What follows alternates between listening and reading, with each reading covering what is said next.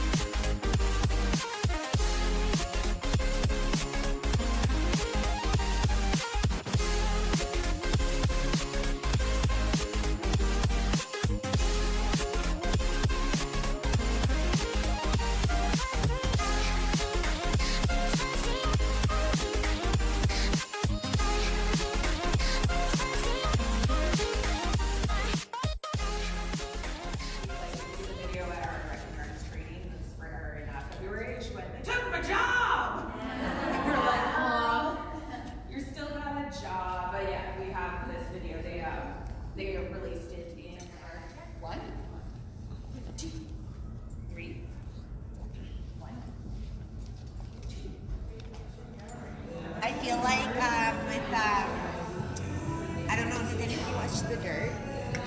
Copper tones, a lot of hair accessories like pins and scrunchies and all that kind of stuff. Braiding and curtain bangs. Yeah. Awesome. All right, give it up for group 1. All right, number 2.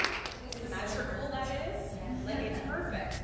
And that's a big thing that I'm going to touch on today as well is stylist supporting stylists is a huge, huge thing. We need, but it probably would have been a little bit better if you structured yourself.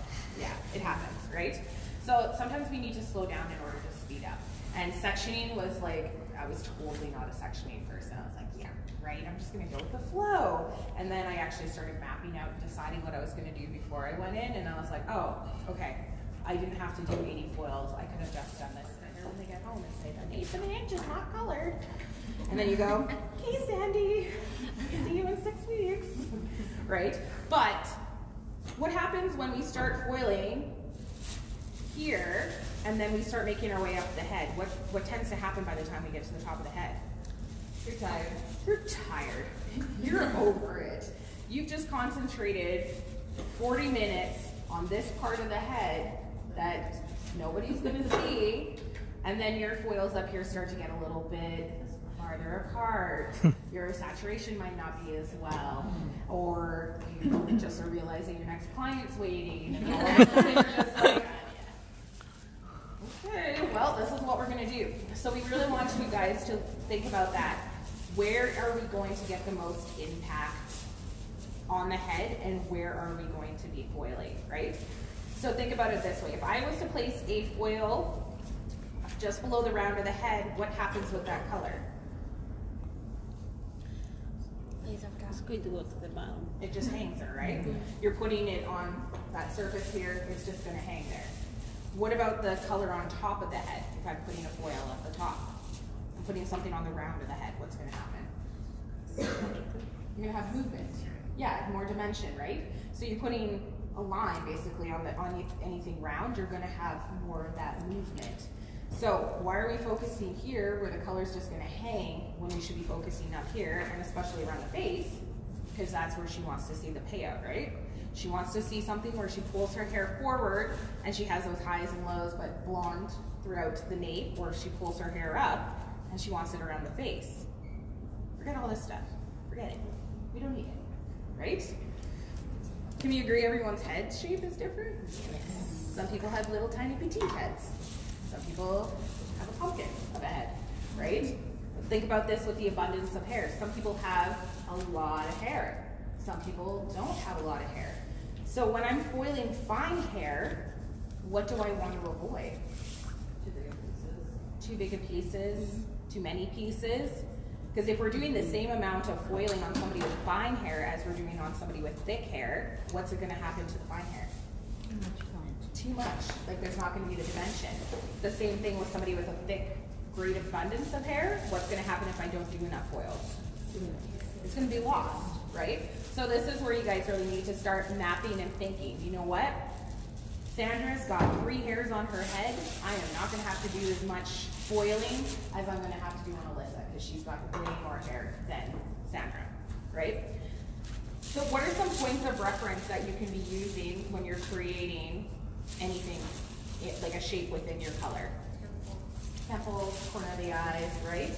And are we going to agree that not everybody's section is going to be the exact same? Some people might have like 5 hairs up here, and most of their abundance is down here. Some people have crazy amount of hair up here versus down here. So what we're going to do is we're going to create a horseshoe on the top of the head. Now you're going to really get your hands in there and think about how much hair does she have? How big is my horseshoe going to be? My girl has way less hair than you, so my horseshoe is obviously going to be smaller. While your guys' circumference of your head is much larger. So what do you think your horseshoe is going to be? Larger. Larger, right. So you guys go ahead and create the horseshoe on the top of the head that is going to give you a high impact color based on what abundance of hair and head shape that your client has, okay? Can you do that? All right, I'm gonna give you 4 sections. How many sections? 4. How many do you think we're gonna color? 2. 2. 3. 3. But it's again knowing how much we want to put in order to make a high impact. Yeah.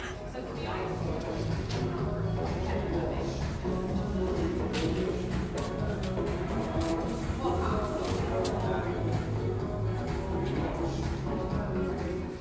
How clean is my application?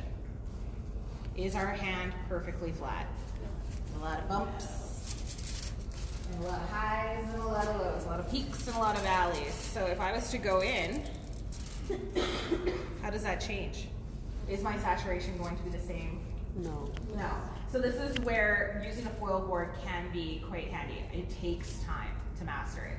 Like it takes 10,000 hours to become a master of anything in our industry. So foil boards, it took me a little bit, but I've been using them for 10 years. And I just find that my lift is going to be consistent because I'm not creating all those highs and lows. If you're not a foil boarder, that's okay. You can hang out. I'm not going to kick you out. But just turn your hand vertically because you're going to get a better application than if you're coming in horizontally.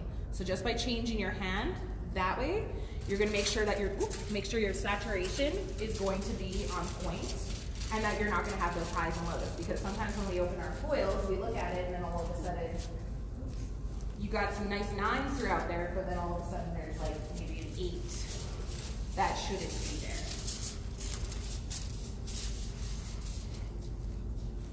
So we are going to do 6 foils in the nape. How many foils? 6. That's all we need. You don't need to be doing a ton of foils in order to get the contrast that we need. She wants to see dimension when she pulls it up. So we don't need to do 50 foils. We don't have to go through and do as many as we've been doing previously because again, less is more sometimes. Think about it this way. Have you ever gone through a Tim Hortons drive-thru and somebody has bought you a coffee? Right? That small gesture probably just made your day, right? And that was as small as $3. And it's the same with hair. The small gestures can mean the most. Doing something like this, high impact, and it'll change their day, but you don't have to put all the work you've been doing previously. So we're going to be doing some diagonal slices. And why do you think we're doing diagonal? Blends, softness, yeah. So let's think about it this way. If I go in horizontally, what am I creating? Weight. If I'm going in vertically, length. Diagonally, softness. Either creating that softness, right? So if I was going in horizontally, I'm going to basically create almost like a panel, and that's going to take away from the softness. And why do you think we're using slices? High impact. High impact, exactly. You don't need to baby light the hair.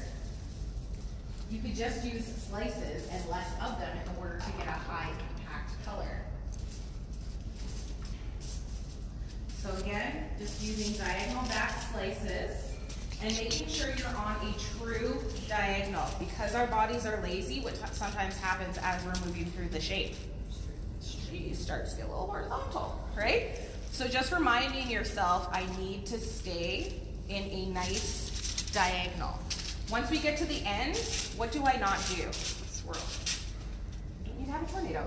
There's no hurricanes. Like, you don't need to do that. You're already chemically lifting the hair. Why are you going to do mechanical damage as well?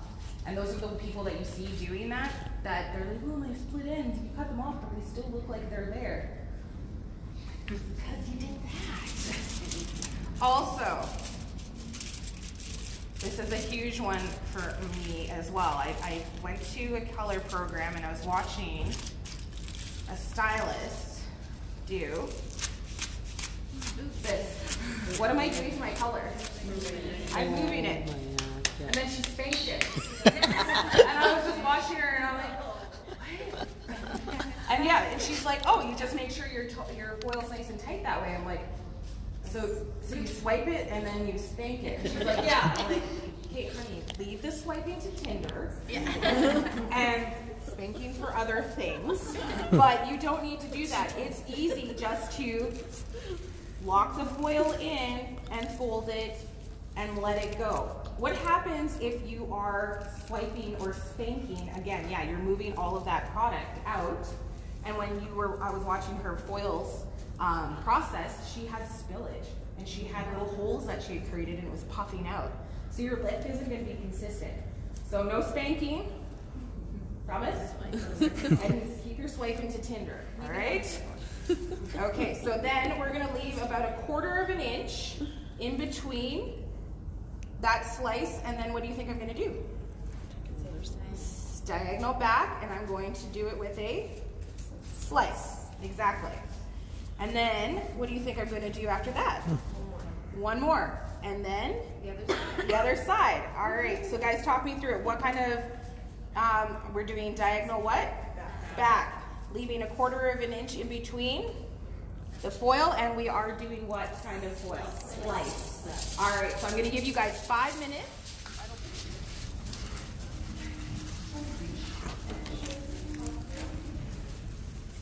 Maybe you lose your diagonal a little bit.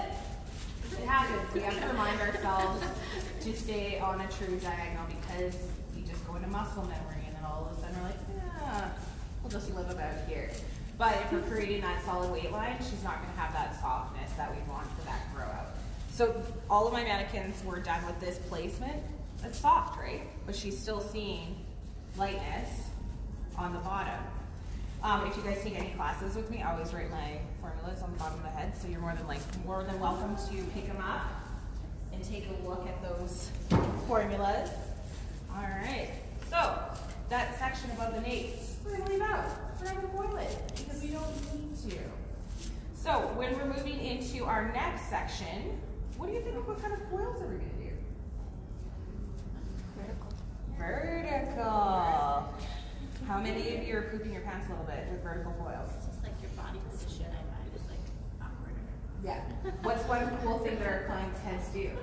They do it, They move, right?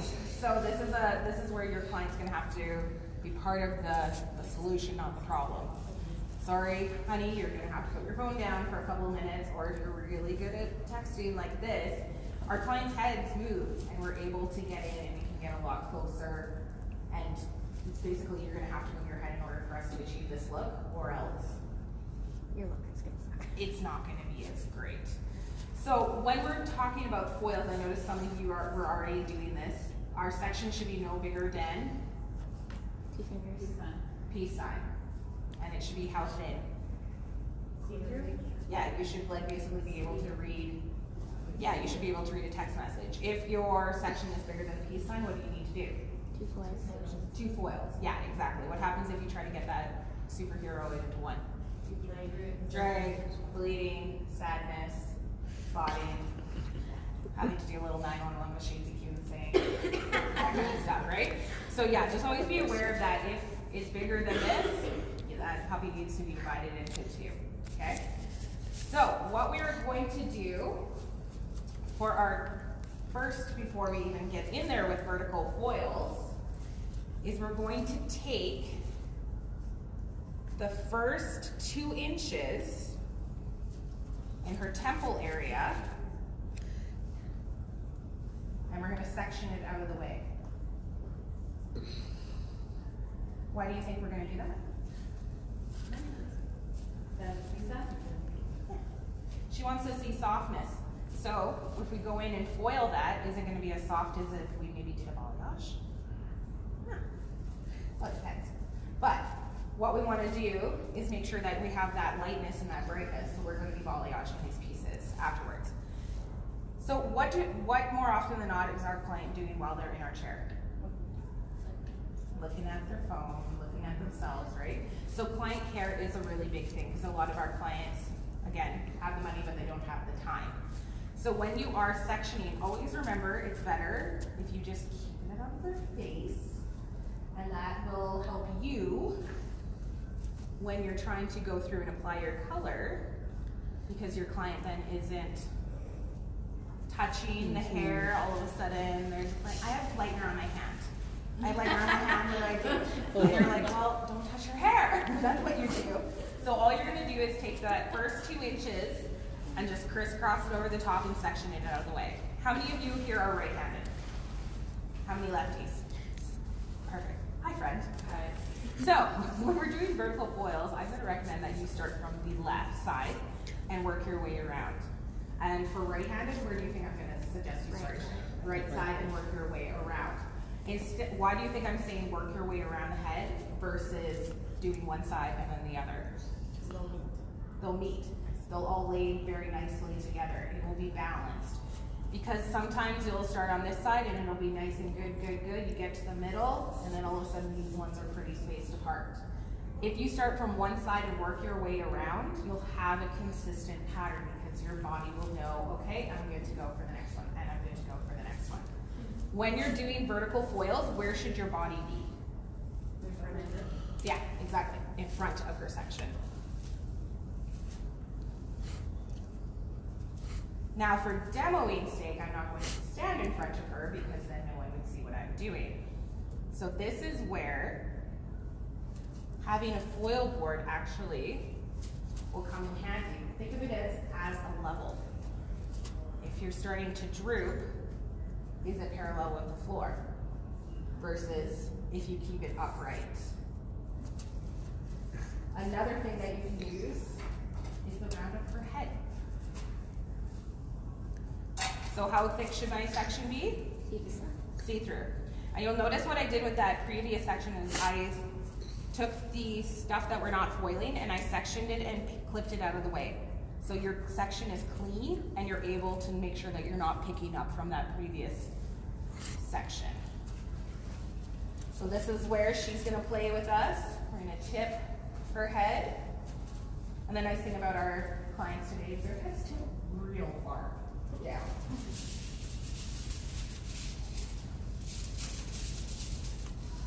So then I would come in, making sure that my foil is straight vertically, a nice clean line. Hi friends, you guys come on around this side and then I will do it on the other side just to show. So nice and clean, making sure my saturation is clean all the way. You'll see that I'm using tension to make sure that that hair isn't dragging and isn't moving as I move down the foil. And nice, clean swoop, not a whirly-bird or a little hurricane. You want it to be nice and clean swoop up. What can happen sometimes with vertical foils when you go to fold it? They droop down. They droop down and they drag. So that's where you want to be aware, how big is my actual section and where do I need to be folding it? If you're folding it too close to the hair, it's going to create that drag and pull down. So you just want to go in, make sure that it's locked in place, figure out where your section was, and then you just want to lightly fold it down. That way when you look at it, it's not dragging and it's not moving. Because you guys have a fair bit of hair, I would recommend taking an inch section. Dang. You're so excited about vertical foils. So you're going to take an inch in between, and you're just going to section it out of the way. This is nice when you have these flat finishing sectioning clips, because you can lightly put it on the foil. If I have jaw clips, what's going to happen? Crush it. It's going to escape. It's going to go every which way than where you want it to be. So just make sure your section's clean, and then I'm going to move vertically. Where am I standing again? In front of my section. What am I making sure when I apply my foil? Vertical. Vertical. It's clean. I'm keeping my tension as I move it over. Clean saturation all the way down the foil, and being aware, where is my section, where do I need to fold, okay? I'm gonna do it one more time on this side, and then you guys are free to go. But like I said, right-handed people, what side are you gonna start on? Right. Left-handed? Left. Right there. I'm like right there. What side are you starting on? Left. So you wanna make sure that you're nice and clean, because what happens if you start dragging, you're going to create more of a diagonal, and that we want to have this so when she's wearing her struggle bun, like the half up, it's barely staying on her head. We want to have those nice linear colors where you see that nice placement where you're creating more length, especially since the lob is so in, but they want it to still look like they have quite a bit of hair. So, same thing. Nice clean section. If you're going to use a board, you want to make sure that you're holding it as like a level. And again, this takes time and practice. Holding it with one hand, nice and nice tension. Keeping it parallel to the floor. And then as I'm moving down, I'm still keeping my tension. I'll switch around so you guys can see here.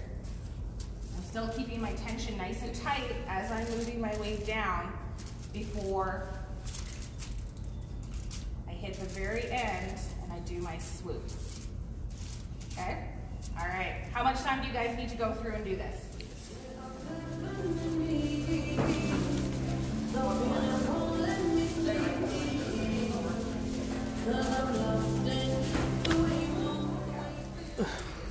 How'd that go? Good. Better than you thought, right?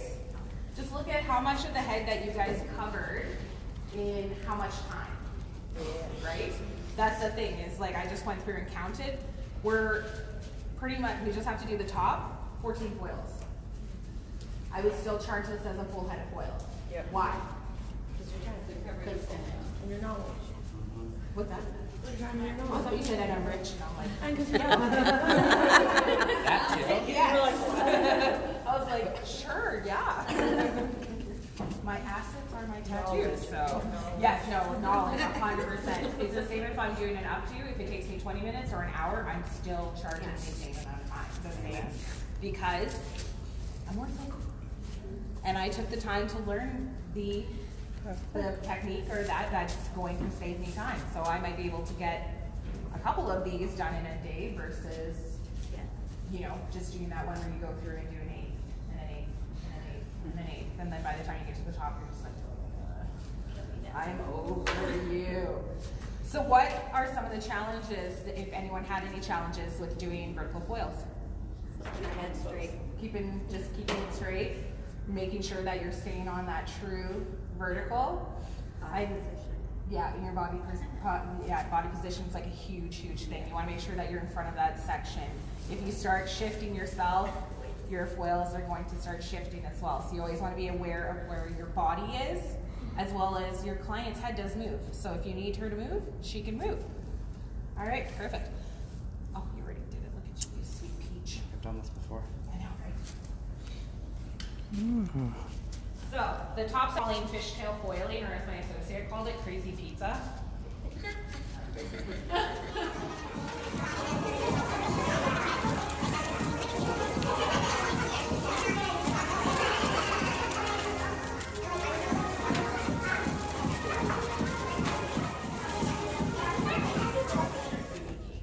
So, you gotta have like 6 inches of frosting to the 1 inch cupcake kind of deal, right? So saturation, what else? The position. Elevation. Tension a little bit. If I try to do it like this, what kind of result am I going to get? She's gonna be a little sad, right? You want to avoid that dirty diaper look, so you want to make sure that it's. So these are just the front pieces we're talking about, right? Oh, just wait. Vicky's ready to run, and I'm just walking right now. So catch up. All right. So we want to make sure our saturation's good, our elevation, and our tension, right?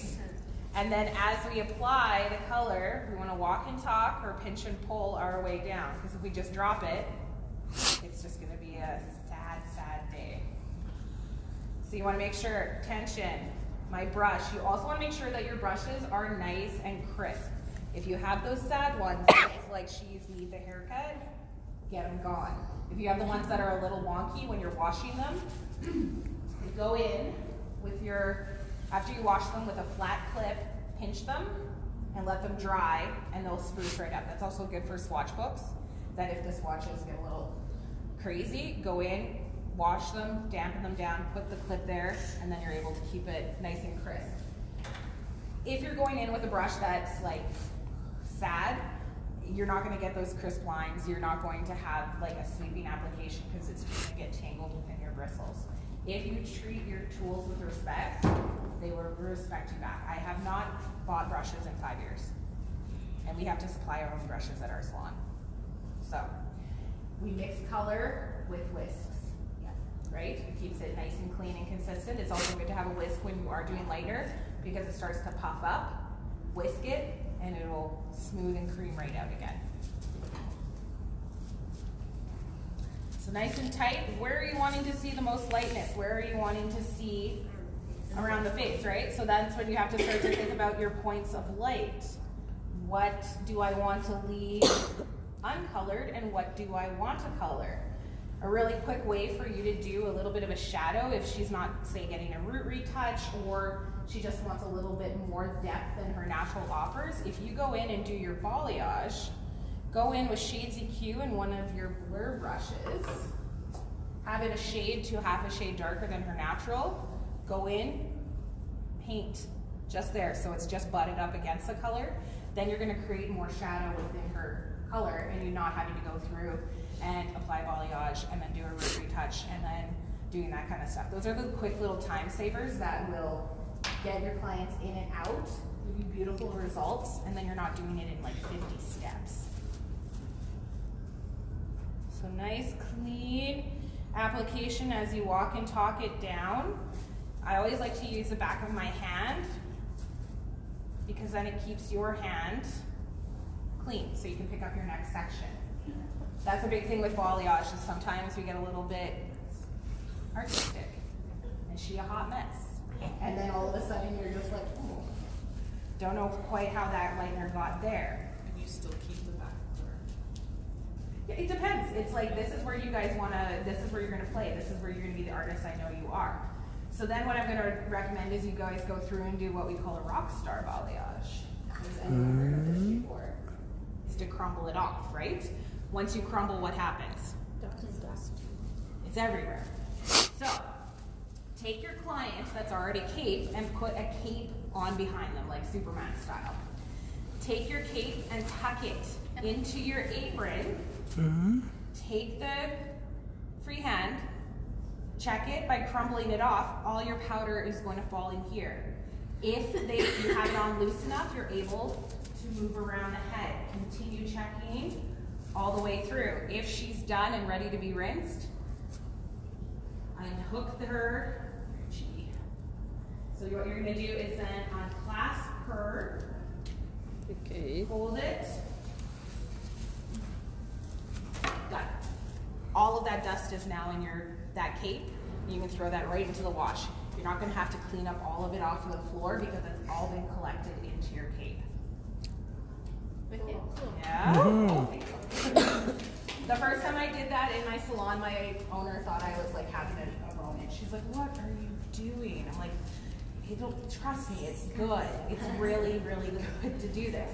But when you're doing freehand, and if you check it and crumble it off, and it's not quite there yet, you can always remix a fresh batch, and then go in and reapply over your previous section.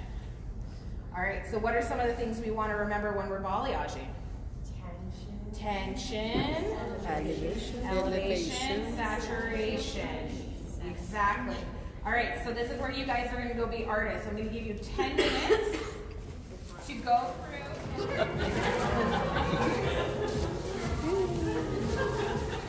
Rock star. Bring it in, friends. Come on. All in. Make sure you're touching somebody. That's how we get the love flowing. All right, 1, 2, 3. Rock star.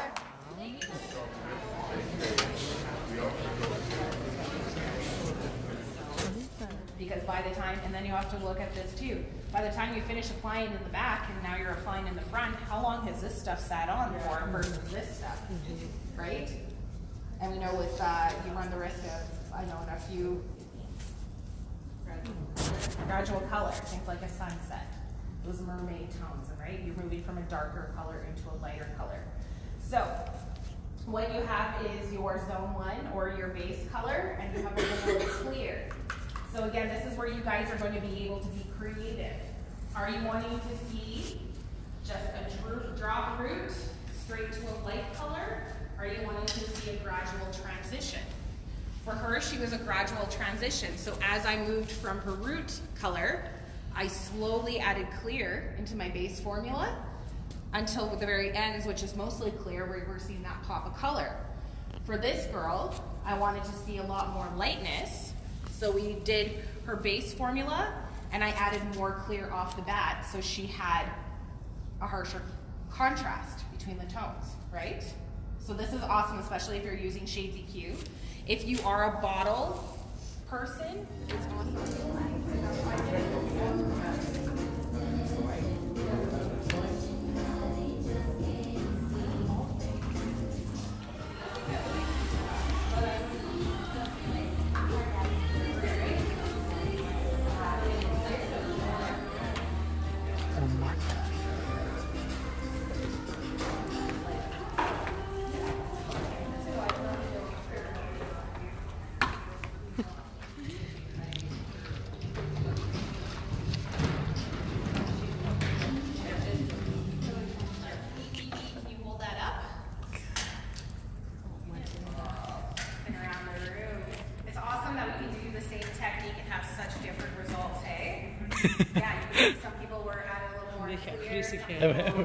They look different. Transition.